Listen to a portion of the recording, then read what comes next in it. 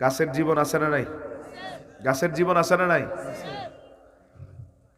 ছোট থেকে বড় হয়, একটা সময় মারা যায়, ঠিক না? এই গাছ আমার নবীরে চিনে? জোরে কন, সবাই বলেন, কোনো সন্দেহ নাই তো?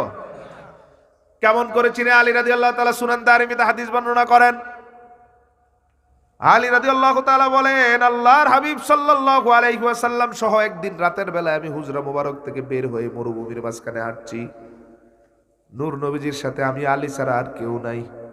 বড় আজীব বিষয়। আলী বলেন, যখন এই নবীজির রওজা মুবারক, যখন এই নবীজির ঘর মুবারক, হুজরা মুবারক থেকে বের হলাম, ওই সময় থেকে আমার নবী বারবার বলে যাচ্ছেন, ওয়া আলাইকুমুস সালাম, ওয়া আলাইকুমুস সালাম, ওয়া আলাইকুমুস সালাম।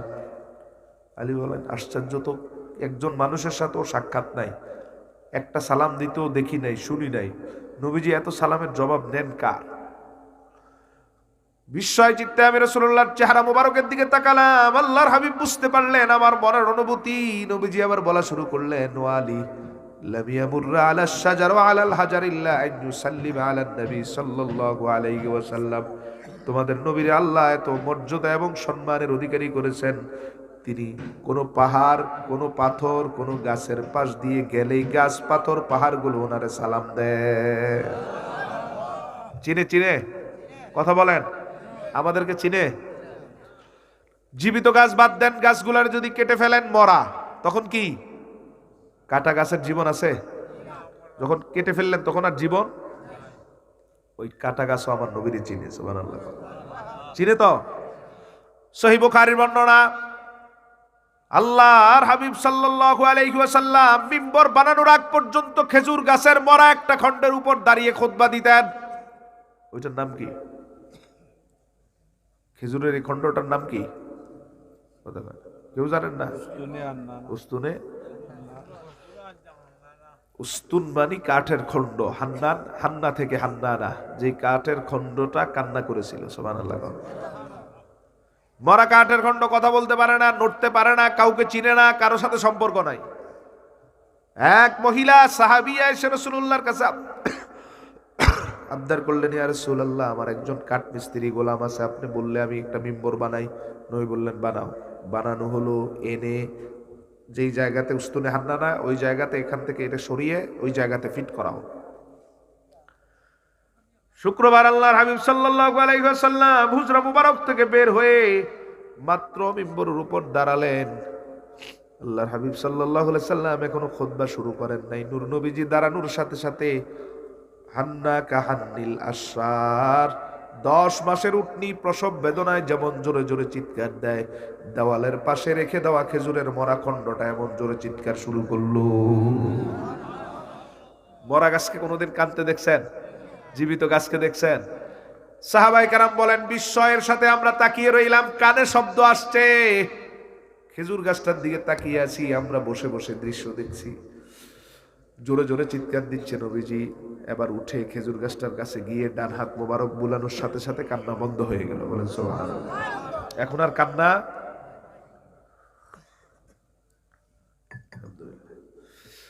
নবীজি এরপর গাছটার সামনে বসলেন, বসে কিছুক্ষণ কথা বললেন। তারপর আল্লাহর হাবিব এসে খুতবা দিলেন, নামাজ শেষ করলেন। নামাজ শেষ হওয়ার পর সাহাবায়ে কেরাম বললেন, ইয়া রাসূলুল্লাহ, এমন 3টা ঘটনা ঘটে গেল, তার কোনোটাই বুঝি নাই। 1 নাম্বার, ইয়া রাসূলুল্লাহ, মরা গাছকে তো কখনো কান্না করতে দেখি না, আজকে কেন মরা গাছ কান্না করলো, কারণ তো বুঝি নাই। 2 নাম্বার, এতক্ষণ কান্না করতেছিল, আপনার হাত মোবারক লাগার সাথে সাথে কান্না বন্ধ হয়ে গেল। সুবহানাল্লাহ, বুঝি নাই কি সম্পর্ক। 3 নাম্বার, আপনি বসে দেখলাম কথা বললেন। সুবহানাল্লাহ বলেন। মরা গাছের সাথে কথাও বলা যায় কি যায় না? আমরা কেউ পারবো? এরপরও বলবেন নবী আমাদের মতো মানুষ। তিনি জীবিত মৃত সকল সৃষ্টির সব উপাদানের সাথে কথা বলেন, কথা শোনেন। যিনি এমন গুণের অধিকারী, তিনি কখনো কোনো মানুষের মতো হতে পারে? সিম্পল ফতুয়া। এই জিনিসটাও যাদের মাথায় ধরে না, তাদের অন্তরে রাসূলের ব্যাপারে বিকৃতি আছে, ঠিক কিনা বলেন? আল্লাহর হাবিব সাল্লাল্লাহু আলাইহি ওয়াসাল্লাম এক এক করে জবাব দেওয়া শুরু করলেন, ও সাহাবীরা, এতদিন আমি যেই খেজুর গাছটার উপর দাঁড়িয়ে আমার নূরের পা মোবারক রেখে খুতবা দিতাম, আজকে যখন জুমার সময় খেজুর গাছ আমার পায়ের পাতার শীতলতা অনুভব করছিল না, আমি দাঁড়াচ্ছিলাম না, আমি রসুলের বিরহ বেদনায় ওই খেজুর গাছটা কান্না শুরু করে দিয়েছিল। ইয়া রাসূলুল্লাহ, আপনি হাত মুবারক বুলালেন, কান্না কেন থামলো? রাসূলুল্লাহ বলেন, লাউলা মাক্তাদিন হুলাহান্না ইলা ইয়াউমিল কিয়ামাহ, আমি রসুল যদি তার উপর হাত বুলিয়ে না দিতাম, যেই গাছটা আমার বিরহ বেদনায় কান্না শুরু করলো, কিয়ামত পর্যন্ত তার কান্না কেউ থামাইতে পারতো না। সুবহানাল্লাহ। এজন্য আমি হাত বুলালাম, কান্না বন্ধ হলো। ইয়া রাসূলুল্লাহ, কি কথা হলো? নবী বললেন, আমি তার দুইটা প্রস্তাব দিলাম। কয়টা? এক নম্বর প্রস্তাব দুনিয়ার নিয়ামত, দুই নম্বর আখেরাতের। দুনিয়ার কি নিয়ামত? আমি তারে বললাম, তুমি যদি চাও আমি তোমার মদিনার কোনো একটা জায়গায় রোপণ করে দিব মরা গাছ, তোমার পাতা ফুল ফল সব বের হবে, আর কিয়ামত পর্যন্ত তোমার হায়াত হয়ে যাবে। ছোট না বড়? সুযোগটা ছোট না বড়? 10-20 মিনিট আধা ঘন্টা বাঁচার জন্য আমরা কত চেষ্টা করি, ঠিক না? সিসিউ, আইসিইউ, তারপর লাইফ সাপোর্টও চেষ্টা করি আরো কিছুক্ষণ যাতে থাকে, ঠিক কিনা বলেন? কেউ মরতে চায় না। 20-25-30 আধা ঘন্টা, জানে 2 বছর পরে মারা যাবে, 3 বছর পরে, তবুও সম্পত্তির 3/2 সব উজাড় করে দিও আমরা বাঁচতে চাই, ঠিক কিনা? আর সেই জায়গায় রাসূল বললেন, কিয়ামত পর্যন্ত হায়াত দিয়ে দিলাম, দুনিয়াতে থাকবা, তোমার মরণ নাই, কিয়ামতে তোমার মরণ হবে। সুযোগটা ছোট না বড়? এটা দুনিয়ার প্রস্তাব। আর আমি তারে প্রস্তাব দিলাম, এটা যদি না নাও তাহলে জান্নাতে আমার পাশে একটু জায়গা দিয়ে দিব। আমার রাসূল জান্নাতের জায়গা বন্টন দুনিয়ায় থাকতে করেন। সুবহানাল্লাহ বলেন। শুধু জায়গা বন্টন না, আমার রাসূলকে আল্লাহ জান্নাতটা ওয়াকফ করে দিয়ে দিয়েছেন। কিভাবে বুঝবেন? যখন দেখবেন নূর নবীজি জান্নাতের দায়িত্বগুলো বন্টন করে দিচ্ছেন। সাইয়্যিদা শাবাবি আহলিল জান্নাহ আল হাসান ওয়াল হুসাইন, নবী বলে দেন, আমার এই 2 নাতি যুবকের সর্দার, আমার এই মেয়ে মহিলাদের সর্দার, আমার আবু বকর ওমর বৃদ্ধদের সর্দার। সুবহানাল্লাহ। জান্নাতে কে কোন দায়িত্ব পালন করবে নবী তাও বলে দেন, ঠিক কিনা বলেন?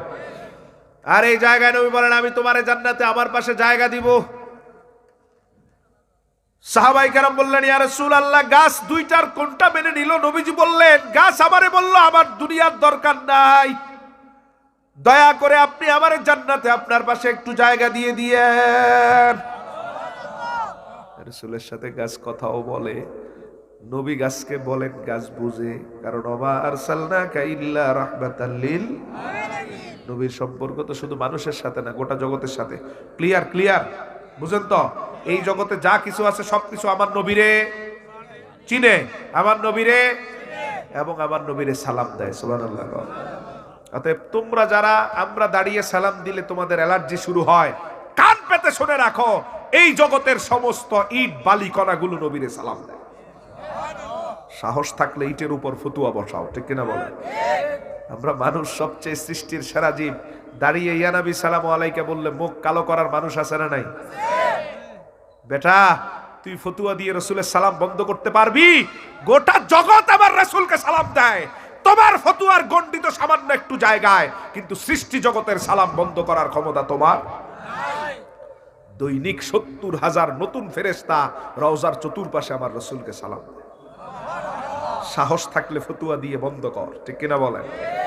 ফতুয়াবাজি শুধু আমাদের বেলায় না, আল্লাহ এদের হেদায়েত দাও, বলেন আমিন।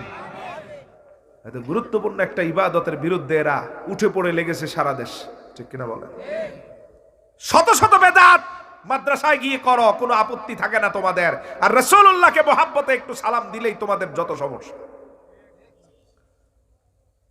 এক এক কওমি মাদ্রাসায় 100-এর উপর বেদাত করে, আঙ্গুল দিয়ে গনে গনে আমি বেদাত সংখ্যা গণনা করে দিতে পারবো যে এইরকম 100 বেদাত অমুক মাদ্রাসায়। এক তাবলিগ জামাতের ভিতরে বেদাত আছে 100-এর উপর। কই ফতুয়া তো নাই, সব ফতুয়া শুধু মিলাদুর রাসূল সাল্লাল্লাহু আলাইহি সাল্লামের ব্যাপারে, ঈদে মিলাদুন নবীর ব্যাপারে, মিলাদ কিয়ামের ব্যাপারে, ঠিক কিনা বলেন? দুনিয়ার কোন জায়গায় তোমাদের ফতুয়া নাই। কোথায় ফতুয়া বসাও? মুসলিম এবং মুসনাদ আহমদের 2টা হাদিস খুব মনোযোগ দিয়ে শুনবেন, প্রত্যেকে শুনবেন তো ইনশাআল্লাহ, এরপর বিবেক দিয়ে ফতুয়া দিবেন। মুসলিমের হাদিসে রাসূল বলেন, মান সাল্লামা আলাইয়া মাররাতান সাল্লামাল্লাহু আলাইহি আশরা মাররা। সহিহ মুসলিমের হাদিস। নবীজি বলেন, কেউ যদি আমি নবীর একবার সালাম দেয়, ওই একবার শেষ হওয়ার সাথে সাথে তার নাম ধরে আমার আল্লাহ তারে 10টা সালাম দেয়। আরো আস্তে কোন সুবহানাল্লাহ। আল্লাহ দেয় কয়টা? আপনি দিছেন, আমি দিছি। হয় বললাম দাঁড়িয়ে ইয়া নবী সালামু আলাইকা, কয়টা হইছে? কথা কয় নাকি সালাম হয় নাই? ইয়া রাসূল সালামু আলাইকা, ইয়া হাবিব সালামু আলাইকা। আমি একটা দিলে আল্লাহ 10টা, আমি 2টা দিলে আল্লাহ কয়টা দেন? আমি 3টা দিলে আল্লাহ 30টা দেন। সহিহ মুসলিমের হাদিস, কেউ আপত্তি করার কোনো ক্ষমতা। এবার মুসনাদে আহমদের সমান সনদের সহিহ হাদিস, নবীজি বলেন মান সাল্লামা আলাইয়া মাররাতান সাল্লামতু আলাইহি আশরা মাররা। কেউ আমি নবীরে মাত্র একবার সালাম দিলে আমি জিন্দা নবীর রওজাত থেকে তারে 10টা সালাম দেই। এবার কয়টা হইছে? 1 এ 20, 1 এ আমি একটা দিলাম, আল্লাহর তরফ থেকে 10টা, রসুলের তরফ থেকে 10টা। অতএব এই মূল্যবান সালাম, যেই সালামে আমার রসুলের পক্ষ থেকে সালাম আসে, আল্লাহর পক্ষ থেকে সালাম আসে, এই রকম মূল্যবান সালাম কোন ওয়াহাবি মোল্লার ফতুয়ায় ছেড়ে দিতে পারি না। আরো জোরে বলেন। তোমার ফতুয়ায় আমার কোনো আমলে ব্যাঘাত ঘটবে না, বরং তুমি যত ফতুয়া দিবা আমরা তত বাড়িয়ে করব। ঠিক কিনা বলেন? কেন? আমার আল্লাহর সালাম আসে, আমার রসুলের সালাম আসে। সুবহানাল্লাহ। এবার যদি মনে করেন, এরপরও যদি মনে করেন দরকার নাই, আমিও বলি আপনার জন্য দরকার নাই, আপনি কইরেন না ভাই, চলে যান। ঠিক না? আর কেউ যদি মনে করে আমার আল্লাহ সালাম আমার দরকার আছে, সে মুহাব্বতে দাঁড়িয়ে ঘন্টার পর ঘন্টা রসুলকে সালাম দিবে। আমার সাল্লাল্লাহু ইল্লা রাহমাতাল লিল আলামিন, আমার রাসূলরে তো গোটা জগৎ সালাম দেয়। তুমি রসুলের সালাম বন্ধ করতে পারবে? এমনি ভাবে আল্লাহর সৃষ্টি জগতের সব কিছু আমার রাসূলকে চিনে বুঝে কথা বলে সালাম দেয়, কারণ আমার সাল্লাল্লাহু ইল্লা রাহমাতাল লিল আলামিন। আমার ভাইয়েরা, ভূমিকা শেষ, এখন মূল কথা। আমার রাসূল রহমত, আমার রাসূল কি? গোটা জগতের জন্য রহমত। শুধু রহমত না, গোটা জগতের জন্য। আমাদের জন্য নবী কি রহমত, এটা হচ্ছে মূল বিষয়। গাছের রহমত দেখলাম, পানির রহমত দেখলাম, পাথরের দেখলাম, সবার জন্য রহমত। মানুষের জন্য, মুসলমানের জন্য কি রহমত, ইমানদারের জন্য কি রহমত, এটা হচ্ছে বিষয়। আল্লাহর হাবিবের রহমতকে আল্লাহ রাব্বুল আলামিন এত বড় করে দিয়েছেন, আমরা যেখানেই যাব নূর নবীজির রহমত সেখানেই পেয়ে যাব। সুবহানাল্লাহ। আমরা কোথায় কোথায় যাব? আমরা এখন আছি কোথায়? কোথায় আছি? দুনিয়ায়। দুনিয়ায় কোথায়? একদিন আমাদের সবাইরে চলে যেতে হবে কোথায়? কবর, বারজাক যেতে হবে কিনা? তা এখন দুনিয়ায় আছি, দুনিয়ায় নবীর রহমত আছে না নাই? জোরে বলেন। কবরে যখন যাব তখন আর থাকবে না।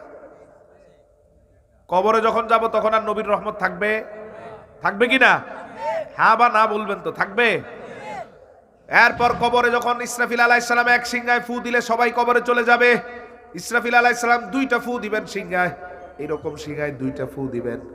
এক ফুয়ে সবাই কবরে, 40,000 বছর পরে আরেকটা ফু দিলে কবরের সব মানুষগুলা, ওয়া আখরাজাতিল আরদু আথকালাহা, আল্লাহ সব মানুষগুলারে উঠিয়ে কবর থেকে নিয়ে যাবেন হাসরে। কোথায়? জোরে জোরে কোথায়? হাসরে। মনে হয় নবীর রহমত নাই? আছে? আরো জোরে কর। বিশ্বাস আছে না নাই? তা আমরা আছি দুনিয়ায়, নবীর রহমত দুনিয়াতেও আছে, যাব কবরে সেখানেও আছে, যাব হাসরে সেখানেও। কারণ আমার সাল্লাল্লাহু ইল্লা রাহমাতাল লিল আলামিন, দুনিয়ায় তো অসংখ্য রহমত, এইটা বাদ। কবর আর হাসর নিয়ে বলি। কবর জগতে যখন বান্দা যাবে, রাসূলুল্লাহ বলেন নবী তুফতান, আমারে দিয়ে তোমারে পরীক্ষা করা হবে, তোমার ঈমান কতটুক, তোমার ভালোবাসা কতটুক। কিভাবে? নবীজি বলেন আমারে দেখানোর পর জিজ্ঞাসা করা হবে মান হাযার রাজুল, মান হাযার রাজুল, এই ব্যক্তিটাকে। প্রশ্ন হবে কি হবে না? নূরের চেহারাটা দেখিয়ে বলবে কে। আপনার ভিতর যদি নূর নবীজির মহাব্বত থেকে থাকে, দেখার সাথে সাথে বলে দিবেন আমার কলিজার চেয়ে প্রিয় নবীজি মুহাম্মাদুর রাসূলুল্লাহ সাল্লাল্লাহু আলাইহি ওয়াসাল্লাম। ইমানদার আল্লাহর হাবিবরে ভালোবাসার মানুষটা দেখার সাথে সাথে চিনে যাবে। নবীজি বলেন আমারে চিনে গেলেই কবরটারে আমার রব রহমত এবং নূর দিয়ে আলোকিত করে দিবেন, জান্নাতের সব নিয়ামতের দরজাগুলো খুলে দিবেন, 6টা নিয়ামত দিয়ে দিবেন। আমারে চিনলেই 6টা নিয়ামত তোমার কবরে চলে আসবে, আমার 6টা রহমত আসবে। সুবহানাল্লাহ। কিন্তু নবীরে চিনার আগে কিছু আসবে, অথবা নবীরে না চিনলে কিছু আসবে। কখন আসবে? যখন নবীরে চিনবে। নবী বলেন আমারে যখন চিনবা আর একটু দেরি করবে না আল্লাহ। আল্লাহ জানতে চাইবে নবীরে চিনে কিনা। কারণ যে নবীকে চিনে সে আল্লাহকেও, যে নবীকে চিনে সে ইসলামকে ভালো করে চিনে, ঠিক কিনা বলেন? এজন্য আল্লাহ বুঝে ফেলবেন আমারে চিনার পরে 6টা নিয়ামত সাথে সাথে দিবেন। কেমন নিয়ামত? আল্লাহ বলবেন, মুসলিমের বর্ণনা, ওয়া আফরিসুহু মিনাল জান্নাহ, রব্বুল আলামিন ডাক দিয়ে বলবেন, শব্দগুলো আমার আল্লাহ আর আপনি শুনতে পাবেন। আল্লাহ ডাক দিয়ে বলবেন, যেই বান্দা আমার নবীরে চিনে ফেলেছে তার কবর আর জান্নাতেও কবর রাখা যাবে না, এই মুহূর্তে তার পিঠের নিচে জান্নাতের তোশক দিয়ে দাও। খুশি না বেজার? তোশকটা জান্নাত থেকে আপনার পিঠের নিচে চলে আসবে, আর কোনো পিঠের নিচে কোনো আযাব। আল্লাহ রাব্বুল আলামিন বলবেন, ওয়া আলবিসুহু মিনাল জান্নাহ, আমার হাবিব রে যে চিনে ফেলেছে তার 2 নাম্বার নিয়ামত, নবীর 2 নাম্বার রহমত। আল্লাহ বলবেন, তার কম দামি কাফনের কাপড়গুলো টান দিয়ে ছিঁড়ে খুলে ফেলে দাও, আর তার দামি শরীরটার মধ্যে জান্নাতের দামি দামি জামা গায়ে লাগায় দাও। তোশক জান্নাত থেকে, জামাগুলো জান্নাত থেকে, সুবহানাল্লাহ কর। 3 নাম্বার নিয়ামত আল্লাহ বলবেন, ওয়াসি কবরাহু মাদা বাসারি, 3.5 হাত বাইদার হাতের কবরে আমি আমার এই বান্দারে রাখতে চাই না, এই সংকীর্ণ কবরে আমার রাসূলের আশিকরা রাখতে চাই না। আল্লাহ বলবেন, সুবহানাল্লাহ বলেন। কেমন কবর করবেন আল্লাহ? আল্লাহ বলবেন, আমার এই বান্দার চোখের দৃষ্টি চতুর্দিকে যত দূর যায় তার কবরটারে তত বড় বানায় দাও। সুবহানাল্লাহর আওয়াজ কমে গেছে। আপনার চোখ ডানে বামে সামনে পিছনে যত দূর যাবে কবর তত বড় বানায় দিবেন আল্লাহ। কখন নবীরে চিনবেন? আল্লাহর হাবিবকে চিনার পর, চিনার আগে না, নবীরে চিনলে আসবে নিয়ামত। তাহলে কবরে রাসূলের রহমত আছে না নাই? এবার 4 নাম্বার আল্লাহ বলবেন, অনাব্বির কবরাহু বিনুরিল জান্নাহ, এত বড় কবর বানিয়ে দেওয়া হলো, এখন লাইটিং এর দরকার। এই বিশাল কবর আলোকিত করার জন্য যত লাইটিং এর দরকার হয় সব লাইটিং গুলো এই মুহূর্তে জান্নাত থেকে এনে ফিট করে দাও। খুশি না বেজার? রহমত আছে না নাই? এবার 5 নাম্বার আমার আল্লাহ বলবেন, নাম নাম নাম নাম কানাওয়াতিল আরুস। সেই মুসলিমের বর্ণনা, নবীজি বলেন, তুমি তো দুনিয়ায় ঘুমাতে পারো নাই, তুমি মানুষ যখন ঘুমাতো তুমি তখন তাহাজ্জুদের মুসল্লায়, সুবহানাল্লাহ বলেন। মানুষ যখন ঘুমাতো তুমি তখন কোরআন হাদিসের মজলিসে, আলহামদুলিল্লাহ বলেন। এজন্য রব্বুল আলামিন বলবেন, তুমি তো ঘুমাতে পারো নাই, আজকের এই কবরটারে শান্তির জায়গা বানিয়ে দিয়ে আল্লাহ বলবেন, আল্লাহ নিজে ঘুম পাড়িয়ে দিবেন, বলবেন ঘুমাও ঘুমাও ঘুমাও। ঘুম পাড়াবেন কে? লা ইয়াহজুনুহুমুল ফাজাউল আকবার।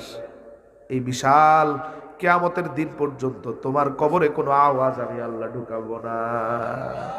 খুশি না বেজার? জোরে জোরে খুশি না বেজার? আর এই 5 নাম্বার নিয়ামতের সময় সাহাবীদের ফেরেশতাদের বলবেন, আপনাকে তো বলবেন বা আশিককে বলবেন তুমি ঘুমাও, প্রশান্তির ঘুম ঘুমাও।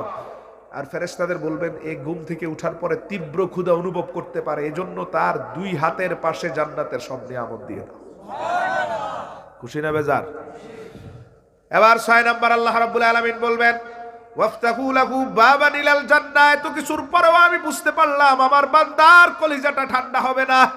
এই কলিজা ঠান্ডা করার জন্য লাগবে জান্নাতের বাতাস। কি লাগবে? আল্লাহ বলবেন জান্নাতের বাতাসগুলো যাতে তার কলিজায় লাগতে পারে, এজন্য কবর থেকে জান্নাত পর্যন্ত একটা রাস্তা বানায় দাও। আরো জোরে বলেন না মিয়া সুবহানাল্লাহ। জান্নাতের বাতাসটা যখন কলিজায় লাগবে, কলিজাটা ঠান্ডা করে দিবেন আল্লাহ। কখন? যখন নবীরে চিনবেন। আমার নবীরে দেখানোর পর চিনলেই নবীর একের পর এক রহমত আল্লাহ পাঠাই দিবেন কবরে। সুবহানাল্লাহ বলেন। এই হাদিস থেকে কি আমরা নবীর কোন রহমত কবরে পেলাম? কথা কোন? কবরে নবীর রহমত আছে? হাদিস কি বলে? আছে। কিন্তু আপনি যদি নবীরে না চিনেন রহমত পাবেন? নবীরে চিনলে রহমতের ফাল্গু দ্বারা বর্ষিত হবে আপনার কবরে। ওমা আরসালনাকা ইল্লা রাহমাতাল লিল আলামিন। এবার কবর থেকে উঠিয়ে তো আপনাকে আল্লাহ নিবেন কোথায়? হাসরে। বলেন কোথায়? কবরের জগৎ শেষ, এবার নিবেন কই? হাসরে। আমার রব আমার রাসূলকে এমন রহমতের অধিকারী করবেন, আমার রাসূলের সব উম্মত জান্নাতে যাওয়া পর্যন্ত আমার নবীর রহমত শেষ হবে না। সুবহানাল্লাহ। 5টা বড় বড় রহমত দিবেন আমার নবীর। 1 নাম্বার রহমত, তাবরানীর বর্ণনায় নবীজি বলেন, ইউদাউলিল আম্বিয়া মানাবিরু মিন নূর। হাসরের মাঠের চতুর্দিকে আল্লাহ নবীদের জন্য নূরের চেয়ার রাখবেন। কিসের চেয়ার? সবাই বলেন। চতুর্দিকে আল্লাহ নূরের চেয়ার ফিট করবেন, 2,24,000 নূরের চেয়ার। সব নবীর নাম খোদাই করা থাকবে। আদমের চেয়ার, ইব্রাহিমের চেয়ার, নূহের চেয়ার, মুসা, ঈসা, লোকমান, এভাবে মুসা, ঈসা, হারুন, এভাবে সবার চেয়ার থাকবে। সুবহানাল্লাহ। রাসূল বলেন ইয়াজলিসুনা আলাইহা, সব নবী চেয়ার দেখার পরে গিয়ে চেয়ারে বসে যাবে। সব চেয়ার ফিল আপ, ওয়ায়াবকা মিম্বারি, শুধু একটা চেয়ার খালি থাকবে, এটা আমার চেয়ার। সুবহানাল্লাহ। আপনি এখনো বুঝেন নাই কেন নবীজি চেয়ারে যান নাই? সব নবী তো চেয়ারে চলে গেল, নবী কেন যাচ্ছেন না? রব্বুল আলামিন আল্লাহর হাবিবরে প্রশ্ন করবেন, কেন আপনি চেয়ারে বসেন না? নবীজি বলবেন, উম্মতি উম্মতি। রব্বুল আলামিন, আমি চেয়ারে জন্য বসি না, আমার সামনের উম্মতগুলোর কষ্টের ফয়সালা, কষ্টবন্ধের ফয়সালা করা ছাড়া আমি চেয়ারে বসতে পারি না। একটু মাথাটায় প্রশ্ন করেন, কোন নবী তো তার উম্মতের ব্যাপারে একটু চিন্তাও করে? রহমত আছে না নাই? নবীজি আমার আপনার জন্য চেয়ারে বসেন নাই। আল্লাহ বলবেন, ওয়ালা সাউফা ইউতিকা রাব্বুকা ফাতারদা। আমি বেটা, আমি আল্লাহর ওয়াদা, আমি সূরা দোহাতে ওয়াদা করেছি, কিয়ামতের মাঠে আপনাকে সন্তুষ্ট করা পর্যন্ত আমার দেওয়া বন্ধ হবে না। যতক্ষণ আপনি সন্তুষ্ট না হবেন ততক্ষণ আমার দেওয়া বন্ধ হবে। রাসূলুল্লাহ সাল্লাল্লাহু আলাইহি সাল্লামকে আল্লাহ বলবেন, আপনার আর্গুমেন্ট বলেন। নবীজি প্রথম আর্গুমেন্ট রাখবেন আজ্জিল হিসাবাহুম। কি চিন্তা নবীজি আমাদের ব্যাপারে করেন, দেখেন কি ভালোবাসা আমাদের দিবেন নূর নবীজি। আল্লাহর হাবিব বলেন, রব্বুল আলামিন, আদমের উম্মতরে তো আপনি আগে পাঠাইছেন, এদের মৃত্যু আগে, হিসাবও হবে আগে। যাদের মরণ আগে তাদের হিসাবও। আদমের পরের নবী, পরের নবী, পরের নবী হতে হতে আমি নবী তো শেষ নবী, আমার উম্মত সবার শেষে, ঠিক কিনা? রব্বুল আলামিন আজকে তো আদমের উম্মত থেকে বিচার শুরু হতে হতে হতে হতে হতে দীর্ঘ সময় ধরে বিচার হতে হতে আমি নবীর উম্মতের কাছে আসবে। রব্বুল আলামিন, এত দীর্ঘ সময় এই কিয়ামতের মাঠে আমার উম্মত কষ্টে দাঁড়িয়ে থাকতে পারবে না। আল্লাহ বলবেন, আপনি কি চান? নবীজি তখন বলবেন, দেখেন কি চিন্তা করেন। নবীজি বলবেন, রব্বুল আলামিন আমাকে পাঠাইছেন সবার শেষে, কিন্তু বিচার করতে হবে আমার উম্মতের, আদমের উম্মতেরও আগে। রাসূলুল্লাহ আমাদের বিচারকে একেবারে সবার সামনে নিয়ে আসবেন। রব্বুল আলামিন ফেরেশতাদের বলবেন, আজ্জিল হিসাবাহুম, সব উম্মতকে পিছনে ফেলে দাও, নূর নবীজির উম্মতকে সামনে নিয়ে আসো। আমার নবীর ইচ্ছা অনুযায়ী আজকের এই ময়দানে নবীর উম্মতের মাধ্যমে আমি আল্লাহ বিচার শুরু করব। রহমত আছে না নাই? জোরে জোরে জোরে রহমত আছে না নাই? এবার 2 নাম্বার রহমত, বুখারী মুসলিমের হাদিস, আর অনেক কিতাবের হাদিস। নবীজি সাল্লাল্লাহু আলাইহি ওয়াসাল্লাম চেয়ারে বসেন নাই, আমাদের হিসাব অগ্রসর করে আনলেন। সেখান থেকে নবী দ্রুততার সাথে আরেকটা জায়গায় যাবেন, তাও আমাদেরকে ঠান্ডা করার জন্য, আমাদের শান্তি দেওয়ার জন্য। কিয়ামতের মাঠে তো সূর্যটা থাকবে 1 বিঘত মাথার উপর। কতটুক? কোন বর্ণনায় 1 হাত, এটাই ধরেন আপনি, ধরেন 1 হাতে। এই 1 হাত এখন লক্ষ কোটি মাইল দূর থেকে তাপ দেয়, তারপরও টানা 2-3 ঘন্টা একটানা কাজ করতে পারি। আস্তে আস্তে যখন মাথার কাছে চলে আসবে তখন কি যে কষ্ট হবে সেটা বলে শেষ করার মতো না। রাসূলুল্লাহ বলেন, মাথাটা ফেটে মগজগুলো গলে গলে নাক দিয়ে পড়তে থাকবে। এত কঠিন অবস্থা হবে ওই দিন।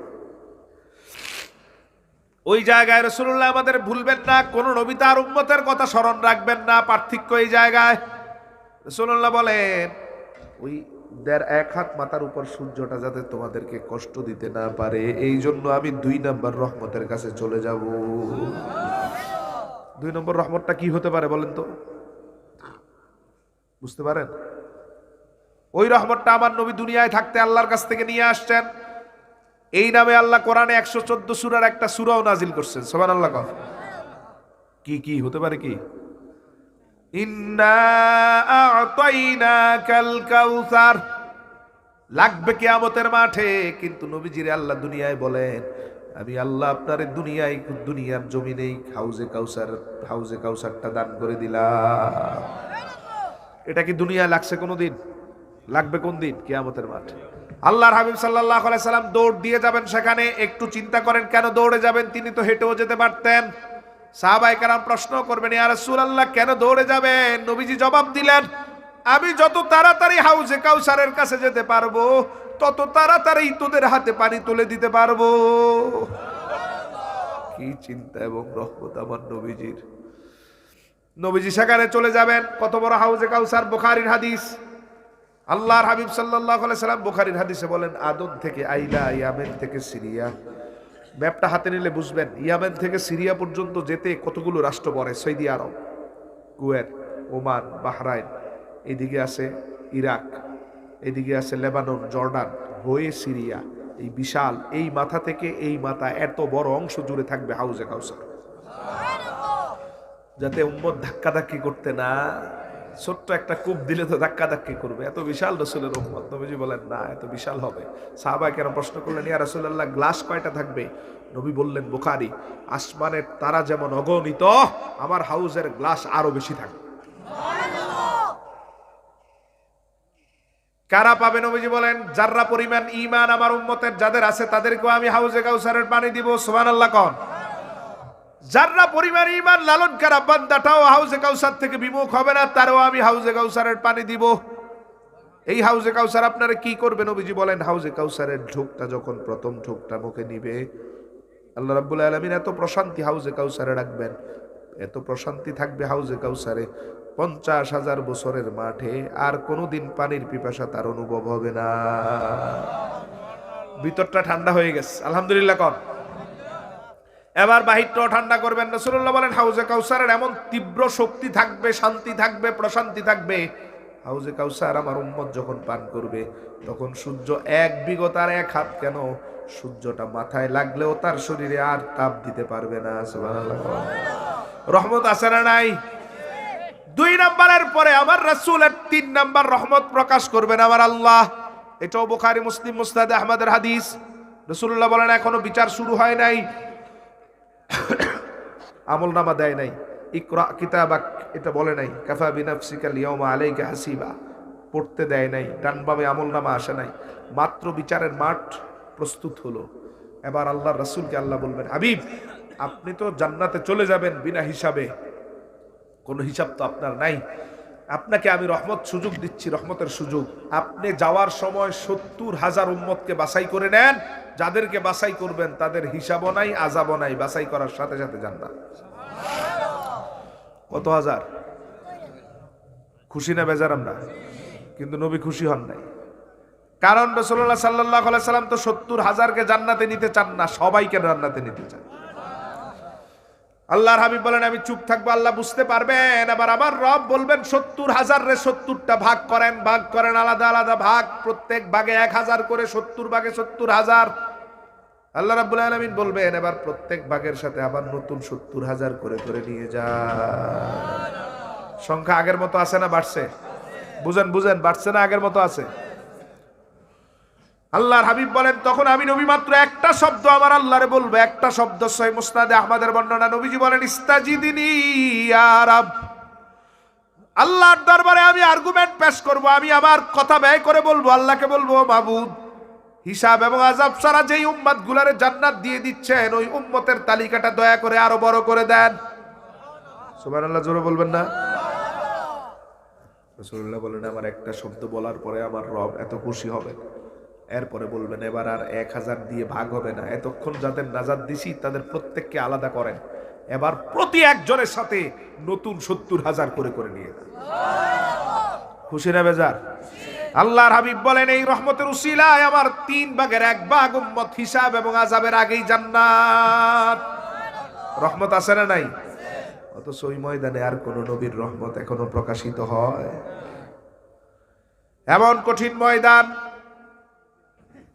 আল্লাহর হাবিব সাল্লাল্লাহু আলাইহি সাল্লাম বুখারীর বড় বড় হাদিস বর্ণনা করেছেন, আমরা সবাই আদমের কাছে যাব, একটু সুপারিশ যেন আল্লাহর কাছে করে আমরা সবাই যাব। আদম বলবেন, ইন্না রাব্বী কাদ গাদিবাল ইয়াওমা গাদাবান শাদীদান লাম ইয়াগদাব মিসলাহু ক্বাবলা ওয়া লা ইয়াগদাব মিসলাহু বা'দা। না না, আল্লাহর সাথে কথা বলা দূরে থাক, আল্লাহর দিকে তাকানোর ক্ষমতাও আমি আদমের নাই। নিচের দিকে তাকাবেন, কোন দিকে? কথা বুঝেন, তাকাবেন নিচের দিকে, কোন দিকে? ওই ময়দান এত কঠিন ময়দান, কোন নবী আমার রাব্বে ইজ্জাতের দিকে তাকাতে পারবে না, সবাই নিচের দিকে তাকিয়ে থাকবে। আমরা আদম থেকে নূহের কাছে যাব, নূহ একই কথা বলবেন, আমি কিছু করতে পারবো না। যাও গিয়ে দেখো মুসা কিছু করতে পারে, ইব্রাহিম কিছু করতে পারে কিনা। বুখারীর বর্ণনা, আমরা ইব্রাহিম আলাইহিস সালামের কাছে আসবো, ইব্রাহিম আলাইহিস সালাম পাঠিয়ে দিবেন মুসার কাছে, যাও আমি আল্লাহর দিকে তাকাইতেও পারবো না, কথাও বলতে পারবো না। মুসা আলাইহিস সালাম একই কথা বলবেন, আমিও পারবো না। ঈসার কাছে যাও, ঈসা বলবেন এক নবীর কাছ থেকে আরেক নবীর কাছে আসো, কোনো লাভ নাই, কোনো লাভ নাই। এই ময়দানে 2,24,000 পয়গাম্বরের কেউ কথা বলবেন না। এই ময়দানে শুধু একজন কথা বলবেন, তিনি মুহাম্মাদুর রাসূলুল্লাহ। আমরা সবাই রাসূলের কাছে আসব। নবীজি এই হাদিসে বলেন, ইস্তাশারানি বি রব্বি কাইফা আফআলু বিহিম। ওই ময়দানে আমি রাসূলের ইজ্জতকে আল্লাহ এত বড় করে দিবেন, তাম সৃষ্টি জগতের সবার নজর যখন নিচের দিকে থাকবে, কেউ আল্লাহর দিকে তাকানোর সাহস পাবে না। নবীজি বলেন, তখন আমি তাকিয়ে থাকবো আমার আল্লাহর দিকে, আল্লাহ তাকিয়ে থাকবেন আমার দিকে।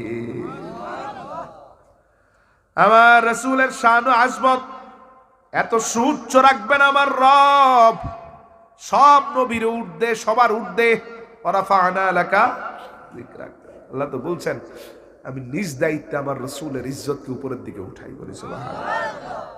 অতএব এখানে কেউ রাসূলের ইজ্জত নিয়ে টানাটানি করে নবীর ক্ষতি করতে পারবে? এদের কপাল নষ্ট হবে, ঠিক কিনা বলেন? তোমার ফতোয়ায় আমার রাসূলের শান ও মানে আঘাত হানে না, তোমার ফতোয়ায় তোমার ঈমানটা বের হয়ে যায়। গোটা তামাম সৃষ্টি জগৎ রাসূলের বিরুদ্ধে লাগলেও আমার রাসূলের কোনো ক্ষতি নাই। দুইটা জিনিসের হেফাজতের দায়িত্ব আল্লাহ নিজের হাতে রেখে দিয়েছেন। কার হাতে? দুইটা। যেমন কোরআন, সবাই মিলে কোরআনের বিরুদ্ধে লাগলো, কোরআনের কোনো ক্ষতি। কোরআনের সব পাণ্ডুলিপি যদি ধরে একসাথ করে জ্বালিয়ে দেওয়া হয়, কোরআন শেষ হয়ে যাবে? কথা বলেন।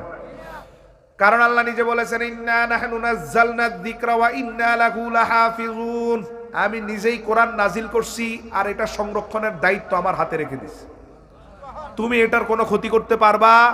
আরো জোরে কন। তামাম দুনিয়ার সবাই একসাথ হলেও ক্ষতি করতে পারবে? কুলাঙ্গারের বাচ্চারা দূতাবাসের সামনে কোরআন পড়ালে কোরআনের ইজ্জত কমে? কারণ এই কোরআনের ক্ষতি কেউ করতে পারবে না, এটা আল্লাহর হাতে। আরেকটা জিনিস আল্লাহ নিজের হাতে রাখছেন, তামাম দুনিয়া মিলেও যদি ওই কাজটা আর ওই জিনিসটার ক্ষতি করতে চায়, ব্যয় যদি করতে চায়, ফতুয়া দিতে চায়, কোনো লাভ হবে না। তা হচ্ছে নবীর ইজ্জত। আল্লাহ বলেন, ওয়ারাফা'না লাকা যিকরাক। তুমি টানা হেসরা করে কি করবা? আমি আল্লাহ নিজে আমার রাসূলের শান ও ইজ্জতকে বাড়াই। তো তোমরা মোল্লা মুফতিরা মিলে ফতুয়া দিলে কোনো ক্ষতি? কথা কয় না। হবে হবে? তোমার কপাল পড়া যাবে, ঠিক কিনা বলেন? তোমার ঈমান খোয়া যাবে, তোমার দুনিয়া আখিরাত নষ্ট হয়ে যাবে, আমার রাসূলের কিচ্ছু হবে। তোমার 2 টাকার ফতুয়া তো আমরাই দাম দেই না, ঠিক কিনা? তোমার এই ফতুয়ার কোনো দাম আমাদের কাছে নাই। আল্লাহর হাবিব সাল্লাল্লাহু আলাইহি সাল্লাম বলেন, 3 নাম্বার রহমত দিয়ে 3 ভাগের 1 ভাগ উম্মত জান্নাতে চলে যাবে। এবার 4 নাম্বার রহমত। আবু দাউদ তিরমিজির বর্ণনা, আনাস ইবনে মালিক নবীর কাছে আসলেন, এসে বললেন, 3972 নাম্বার হাদিস। আনাস এসে নবীর কাছে বলেন, সালতুন নাবিয়্যা ইয়াশফা আলী ইয়াউমাল কিয়ামাহ।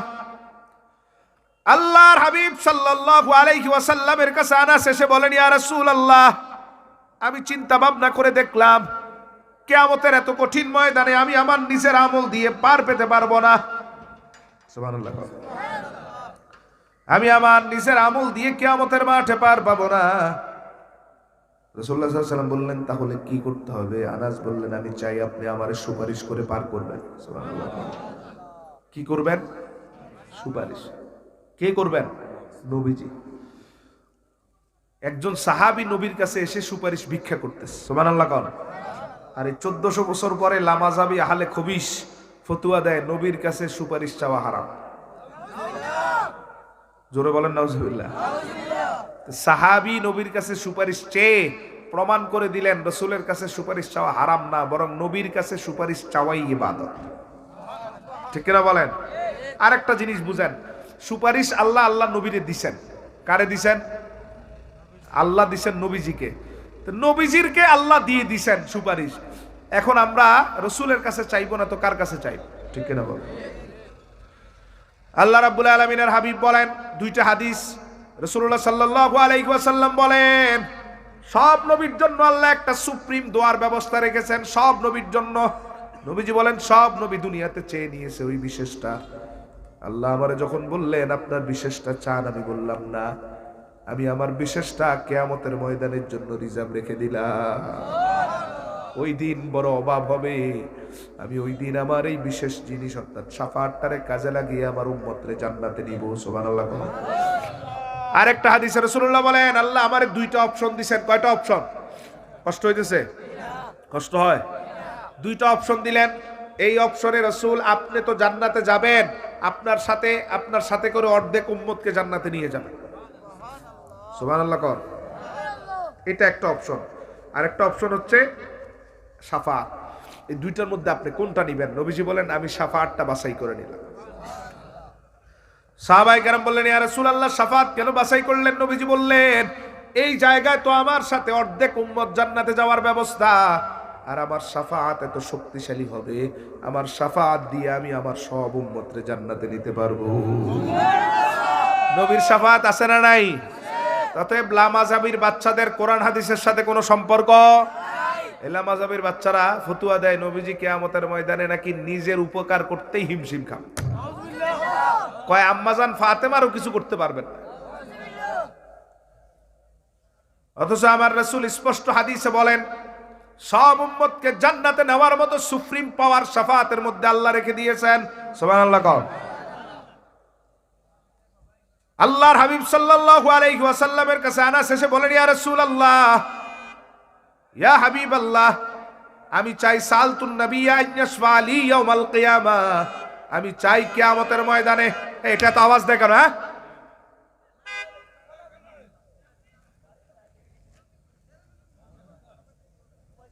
আমি চাই কিয়ামতের ময়দানে আপনি আমার জন্য সুপারিশ করবেন। নবীজি বলেন আনা ফাইলুন, আমি অবশ্যই করব। সুবহানাল্লাহ কোন।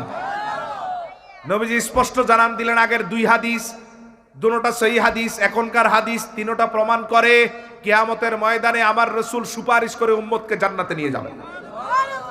এরা বিশ্বাস করুক বা না করুক। আচ্ছা না, হাদিস বলছি তো, আর গাড়ি প্যাপে করে আওয়াজ দিচ্ছে। কোন রাসূলুল্লাহর হাদিস না? ভালো আছেন? কি খবর?